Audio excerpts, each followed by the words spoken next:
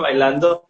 Y así estamos, ¿no? Estamos cada día pues con noticias impactantes, ¿no? Con momentos colectivos pues que no podemos entender desde la razón, desde el lugar en el que lo hemos estado haciendo hasta ahora, intentando encontrar una lógica, ¿no? Y poder, pues, sí, esto, o sea, encasillar, ¿no? Esto va aquí, esto va allá, ¿no?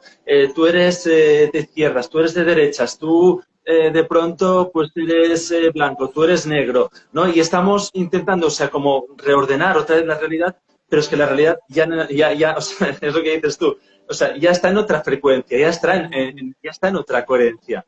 Entonces, lo único que podemos facilitar o podemos hacer es simplemente soltar y dejarnos ir, ¿no? O sea, dejarnos llevar por la inercia del momento, confiando desde una fe, desde ese nakshatra, ¿no?